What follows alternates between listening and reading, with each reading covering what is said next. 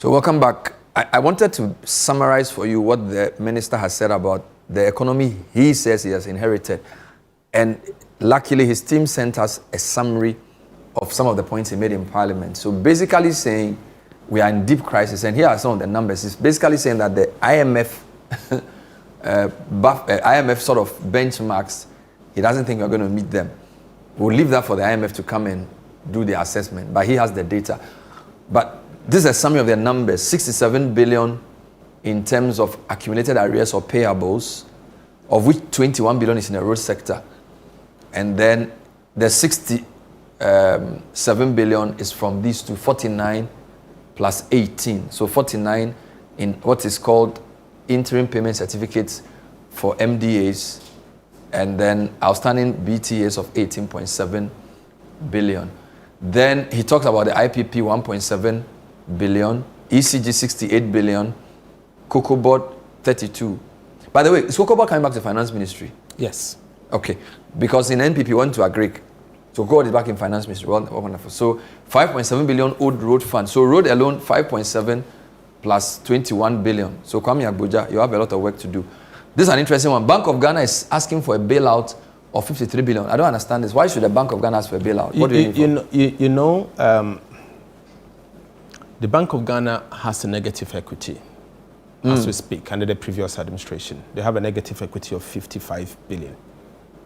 And so their balance sheet is such that they will need government to bail them out with some money so that they will be able to move from negative equity to a positive equity.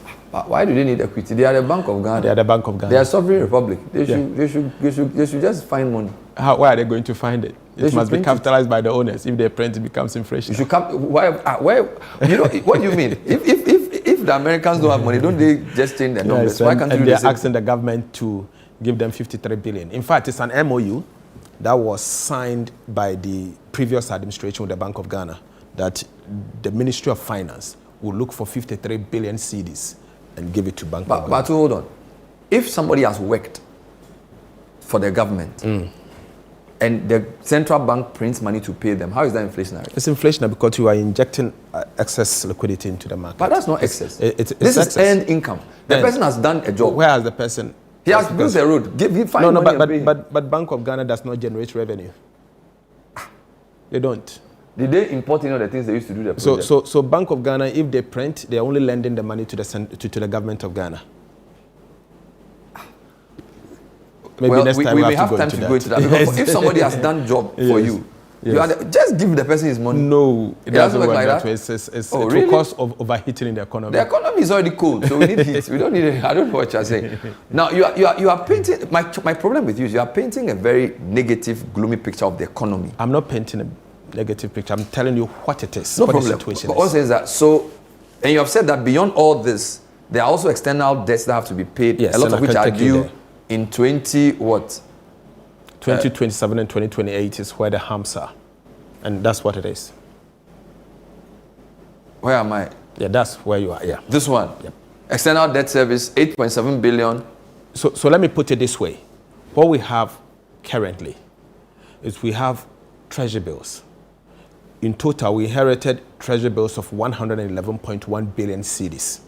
And these treasury bills will have to be rolled over week in, week out. Week in, week out. Because, again, we do not have buffers, unless you build your own buffers to repay those 111.1 billion. Aside that, we have domestic bonds that we inherited, the ones that were restructured. In the next 4 years put together, we have to repay 150 billion cedis. And if you go back, one slide back, these are the details. You see, you have 150 billion cedis. The next line, for the next for that one. Yeah, so you see, yes, 150.3 billion cedis, of which 2027 alone, you have to repay debt 57.6 billion Ghana cedis. And 2028, you have to repay 52.5 billion Ghana cedis. These are humps that has been created by this administration. Is this your contention that this is deliberate, or is just a consequence of the time of handing over? Maybe I'll put it this way. I think it's an attempt to kick the can down the lane for someone to inherit it. You see, you thought they didn't know they were going to lose? Well, It was Or they knew you were going to clearly, lose, and clearly I won't structure my debt this way, even if I had defaulted. I won't structure my debt this way to create some harms that are so cancerous that can kill. No one does that. And so we have to take immediate measures to refinance these harms and smoothen these harms. So short-term debts you are supposed to pay, and also your external debts are also due. And you have $8.7 billion. And this is an election year. That you have to pay. And again, you have approximately $5 billion that you have to repay between 2027 and 2028. So have you been able to put everything together in terms of what you are supposed to pay in terms of arrears, certificates due? We are not even talking about like external debt, just domestically. It scares me. I don't like to. You don't want to know the full number? I don't want to, because I know, but I just don't want to add it to my headache. But what I want to say is that touchwood, we'll fix this. You'll fix. We'll have what let me come back. Let me come back from this. So this is my concern now. You have painted. You say this is the real picture. So how on earth are you now removing taxes and promising all kinds of things? I've looked at your what do you call it? Your revenue initiatives, and you've basically said you will scrap about 4 taxes. You will redo the VAT. And when you redo the VAT, you even remove the COVID as well. And by the way, when you put all that together, how much is that going to cost you? Okay, so the taxes we have identified for removal will give us a loss of about 2.3 billion cedis. 2.3 billion cedis? 2.3 billion cedis. Oh, okay. Of this 2.3 billion cedis, COVID alone is about the e-levy alone is about 1.9 billion cedis. Okay. You have 180 million coming from the betting tax, and the rest small amount put together. What we have said is simple. We needed to close this gap, and we have found a way to close it nicely. The previous administration, in all honesty, abused the tax refund system. And what we've seen is that the tax refund, as in the amount of money you are supposed to put down in an account to deal with people who overpay need their tax tax. refund. Yes, overpay their what tax. What percentage of GDP is that? The or law, revenue is that? The Revenue Administration Act prescribes 6%, minimum of 6%. 6% of revenues are supposed to be reserved for tax refund purposes. Fair enough. And in the last 8 years, almost 30 billion cedis, 29.1 billion has been accumulated into that account.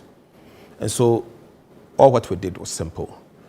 We looked at every year and accumulated, and then look at the last 8 years, how much has been accumulated into that account and how that funds has been used. Okay. To our surprise, only 43% of the 29 billion was used for the tax refund. And that tells us straight away that the tax refund account does not need that 6%. That's 6%. But I could go as low as 3%. But also to stay on the side of caution, we decided to take 2% out and then keep 4%. And how much would that give you? And the 2% alone is giving us 3.8 billion cedis. So that can cater for the 2.3 billion? That is enough to cater for the 2.3 billion and still have 1.5 billion cedis left. And that 1.5 billion, the remaining 1.5 billion is enough for me to increase capitation grant, enough for me to increase school feeding, enough for me to introduce no fee stress for first year students, and enough to buy textbooks for primary education. And so you could see that it is not rocket science. It's let me get this straight for your people. You're saying that the law said that 6% of revenue should be kept in an account for tax refund. Yes, exactly. In the 8 years of MPP, they spent about 40. They only refunded 42% of that. Exactly. So there was about 50-something% of that money they could have done anything with. Simple put, 16 billion cedis. What? Misapplied, simply misapplied. What do you mean misapplied? Misapplied, they didn't use it for the purpose. Or they didn't use it for tax refund? Yes. But they use it for the country? They use it for what country? They use it for expenditures that are so frivolous, expenditures that I won't pay. It was used like a slush fund. In the coming days, we'll go into Is there an account? Is there a record of what they use it for? Yes. Because you also want to use it to do other things. I just don't want to. No, I'm supposed the Revenue Administration Act prescribed what you can use the tax refund account for. And you cannot use it for anything else. Anything else. In the coming days, I'll give you the details of what they use the tax refund account for. I just don't want it to crowd the budget, and that's why I've been careful. So you're saying that the tax reliefs you've given, just by readjusting this tax refund account, you can get money to pay for the relief? Exactly. Good. But what we need is beyond that amount. Yes. Because if it even accrued 30 billion, the thing you just showed me here, you need trillions of cedis. Oh, no, I don't need You don't need trillions? The budget's not trillion. Well, the economy is worth 1.3 trillion. Let me show you, but that doesn't mean you need Fair enough. But you said a lot of things, 67, 190, whatever. No, in terms of the debt that you need. Okay. You are not paying everything this year. Okay. In the 67 billion arrears, we've provisioned to pay 13 billion. 13 billion. Of the 67? Of the 67. Okay. Okay, that 13 billion, one way or the other, you have to pay after validating. So in the budget, you see arrest votes, and we have created 13 billion cedis, and we'll provision to pay this over time. The 194 contractors? 194 contractors are those who have to work and bring. So some of that has not been done yet? It hasn't been done yet. And so we will have to validate for us to be able to know those who have done those work and those who have not done work at all. I want to use this medium to guide them. Then make sure you have commencement certificate. Because if you don't have commencement certificate and you do the work and you expect us to pay, don't think I have to. So even if I can show you the road, I don't have commencement certificate, I've done the road. It's on authorized commitment. So you pay me? It doesn't. You are wild though. So if they don't go through the right process, you will not pay? Yes, that's what it is. You have to go through the right process. So you pay 13 out of the 67. The 150, you will be sure they have commencement certificate, and you check where they've commenced. Exactly. If they are close to finishing, they should finish. They should finish. But if they've not started, they shouldn't start. Exactly. What about the road fund 5.7 billion? Will you pay? Road fund, what I've done for Ghana Road Fund is to uncap the allocations that goes through Ghana Road Fund. We have, as a result, allocated 2.81 billion cedis to the Ghana Road Fund. Remember? So that clears about half of it. Yeah. So they will all of that too go into arrears payment or for new projects? No. The uncapped amount, which is about 1.1 billion, we expect that they use that for the purposes of road maintenance only. Road maintenance only. Do we know how much road tolls will bring? Estimate? Not yet. The Ministry of Roads and Highways is doing some estimations.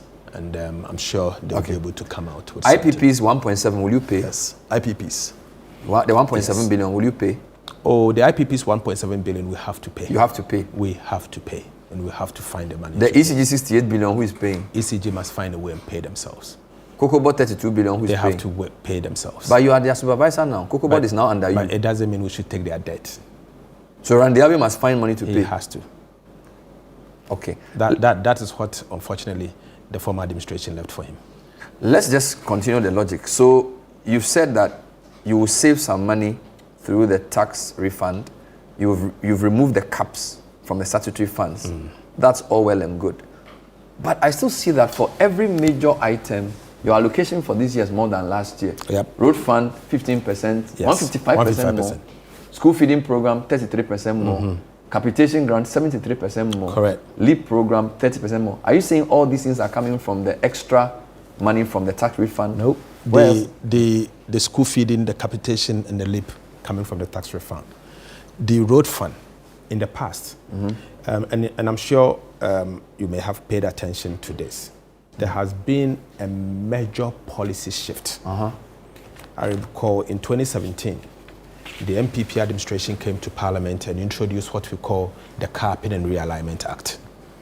The intention was, at the time, centralize every government payment. Okay. Take it from the statutory funds and centralize it and pay from the center. The reverse is what we have done. We believe in decentralization.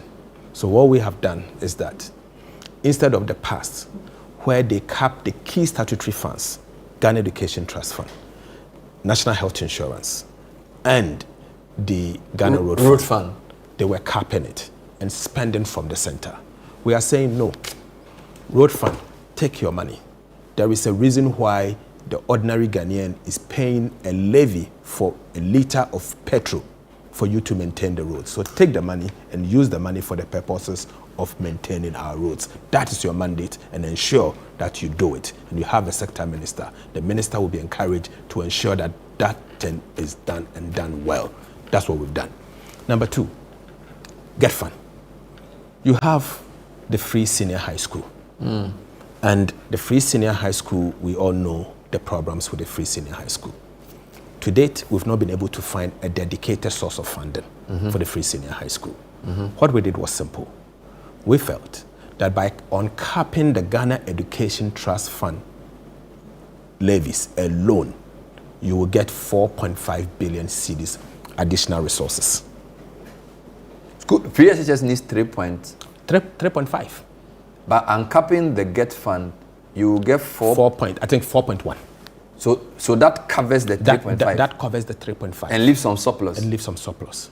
And going forward, we are going to go to Parliament to amend the Ghana Education Trust Fund Act to make free SHS or free secondary education part of their mandate, so they will be the ones to ensure that payment is done and school children are paid. Wouldn't that affect the original purpose of Get Fund, which I believe is infrastructure? So first, let me put it this way once again. You know, the Ghana Education Trust Fund, under President Akufo-Addo and the MPP, they had capped it, and that money wasn't going to them anyway. And aside the fact that the money wasn't going to them, they had gone to borrow the Ache bond, you remember? And they've gone to use the receivables as a collateral. Yes. And so at a point, Get Fund was using 55% of its revenues to service that debt. The Ache bond. Again, what we did was we absorbed the debt and freed them from that resources. And Get Fund, as we speak, is now free, to the extent that all the receivables going to them, they don't have a debt obligation. So what we have restored, they will use it for free senior high school, and there will be surplus. And what they have, or they will always have, they were in the past encumbered. We've removed the encumbrance, and we have allowed Ghana Education Trust Fund to have given them the opportunity to use that to be able to start building school infrastructure in both tertiary, secondary, and basic education. And as part of the strategy, we've asked them to continue the E-blocks that in the past we started but was abandoned in between. That sounds interesting. So is this why you said you will not give sectoral performance and outlook? You will leave that to the sector ministers. But you would do like the heavy lifting in terms of changing the laws and things, so that their fiscal space is open. Exactly. Then they can all come and address that. So my job as a Minister for Finance, is to broadly deal with the macro fiscal and high-ticket government policies that affect all sector and the economy of Ghana. And the sector ministers focus on sector specific. You said that you have the DACF was over-centralized. Correct. And therefore you're going to allow 80% of that money at least to go back to the district assembly. Correct.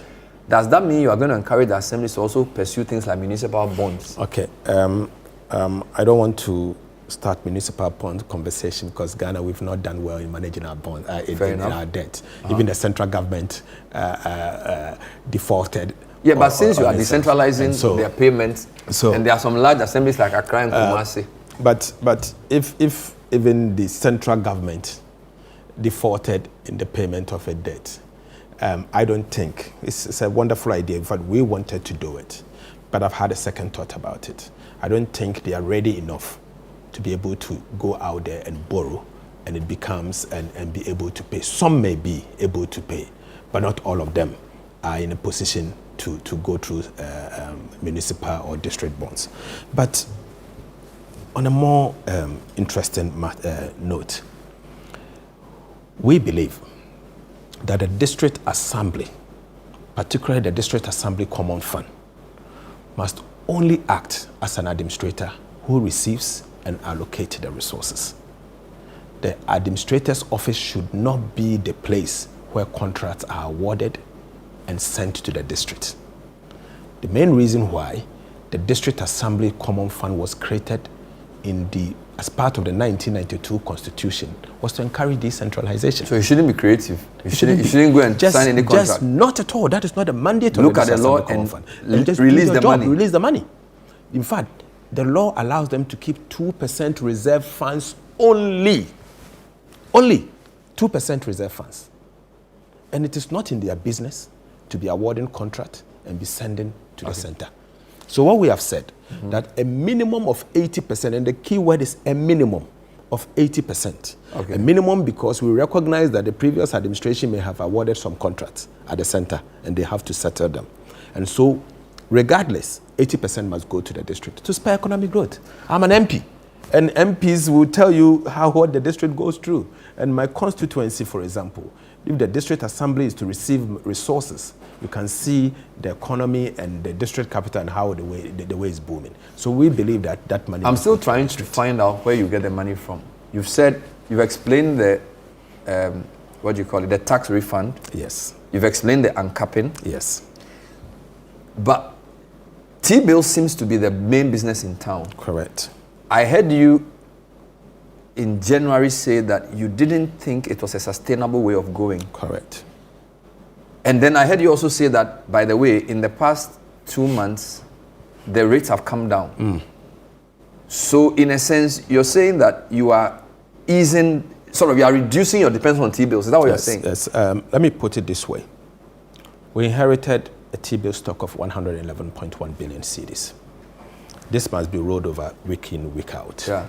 Coupled with your budget financing needs. So if you have a net domestic financing requirement, for example, of 1 million cedis every month, then it means if you have to roll over 9 million, you have to add 9 billion to 1 billion to the 9 billion so that you can borrow for that week. What we've done is simple. We have reduce the PSBR, the public sector borrowing requirement. And if you reduce the public sector borrowing requirement, what happens is that your activities in the market are not so deep, and so you can cut the rate as and when, depending on the rates that you want to cut. Over the period, we have also built buffers. Buffers because we were actually not necessarily overspending. And so if you are not spending and you have raised resources, you can intervene using your own resources to buy back some of the bonds as and when you decide based on your strategy.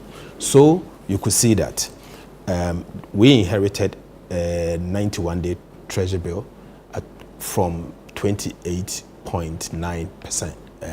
We have successfully reduced that to 17.99%. Yeah. So that represents in excess of 1,000 basis point reduction, or 10%. We've also reduced the 182-day treasury bill from 29% again to 19%. And this is on the basis of your pulling back? Yes, pulling back. And also rejecting... And our debt management strategy. Fair enough. There are 2 questions on T-bills. Yes. Number 1, the governor said at the Economic Forum that even though it's good to have lower T-bill rates, if they keep falling very low, it could affect the currency stability. I think I was there when he said that. Yes. That's point number 1. Point number 2, in opposition, you were concerned about the way government borrowed and even entered the domestic bond market without parliamentary approval. Correct. There are some people who believe that T-bills must also be brought to Parliament for approval, so that they will be properly oversighted. Okay.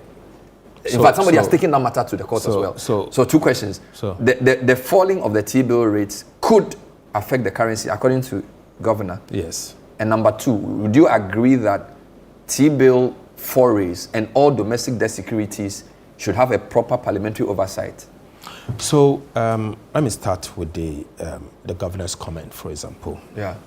Yes, the governor expresses concern that if, for example, someone is looking out for a certain rate and he doesn't get it, and the person believes that if he invests in dollars, the dollar is going to appreciate against the cedi. But I don't think so. I don't think so in the sense that I have faith in the cedi. I believe strongly that the cedi will do well, and I do not believe that the cedi will go down the way others think. Based on the consolidation that we are doing, the fiscal consolidation effort that we are putting in place will mean that the cedi is going to be stable. And so if you are to rush and buy cedi, you may end up burning your hands. And so that is the kind of assurance I want to give to the people of Ghana. That based on the work that we've done so far, I have a lot of confidence in the cedi. And I believe that even by bringing on board the Ghana Gold Board, and we have estimated that the Ghana Gold Board can buy 3 tons of gold every week. And 3 tons of gold every week will give you $280 million. And if $280 million is to come into the economy week in, week out, it will give you in excess of $10 billion within the year. And so you could see that there will be enough dollars in the market to support the cedi, and reserves will grow. And the central bank will be able to intervene as and when they have to be able to intervene. And so it's not just talk or just So numbers. You don't expect the reduction in T-bill rates to affect the currency to the extent that you are hoping that Ghanaians will not, or investors will not rush to the dollar? No. I don't envisage that option at all. Then back to your second point. Your second point has to do with T-bills and other domestic debt securities. Bring them to Parliament according to Article 181. So if you look at the budget statement and economic policy carefully, you have financing, as part of the fiscal table, the document that goes to Parliament for approval. So you prepare your budget. And when you prepare your budget, you throw out deficit, and you show how you are going to finance the deficit. If I'm throwing out overall surplus, I will not need to do any major finance. Maybe I'll do rover and all of that. So the budget, for example, throws out the deficit, and you may have to finance in it. In the document, you show Parliament where you are financing this from. So you finance from domestic, and you have to tell Parliament which type of domestic you are going to finance. And you go to the Finance Committee to make a strong case, defend it. I've seen this, I've lived this in the last 17 years. And so when you defend, when you go to Parliament, as has been done over the whole period, then a question will be put. They will bring a motion to the House, to the floor, for government to adopt the budget statement, the appropriations bill, and then its subsequent financing. So isn't that the overall strategy for borrowing? But if for T-bills, there are certain rates that you may need Parliament to tell you that at this rate we should say yes or no. So I understand that the overall debt management strategy may be brought in. Yes. But T-bills are tactical, is yearly. And as you even said, some of this is weekly rollovers. Yes. It's not the same as I'm going to... But you issue T-bills every week. Will you be able to... So the auction, the way the auction is done, the auction process ends, let's say, on a Friday afternoon, and the decision must be taken before 4 o'clock. At what point are you going to go to Parliament? And it means Parliament must sit every Friday, and they have to be there. Maybe the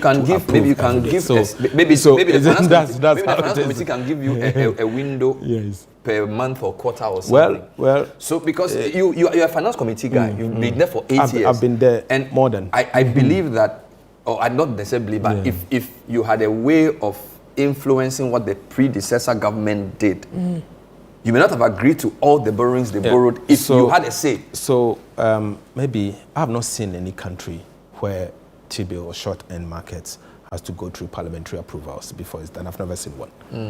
What I've seen in some countries, even in Nigeria, South Africa, some sub-Saharan African countries have done, is to separate the Ministry of Finance from Debt Management Office. So they created an independent Debt Management Office. And they go to Parliament, they are clothed with some powers. And they will be the ones, they won't only rely on the Ministry of Finance, and they don't, based on the minister's instruction, because the minister wants some financing done. So you have the independent Debt Management Office that oversees the issuance of bonds and treasury bills, and they decide the cut-off point and that. So they can perform that role, but not necessarily Parliament. Because Parliament, sometimes we work 26 weeks out of 52. Sometimes 28 weeks. So the principle may not be wrong, the practicality. Yes. I'll take another break. When I come back, I'm just going to read your comments. And I need to say to you, there's a lot of questions for you. So what we'll do is, we'll do it like a quick. One question, one answer. Hopefully 1 minute per answer.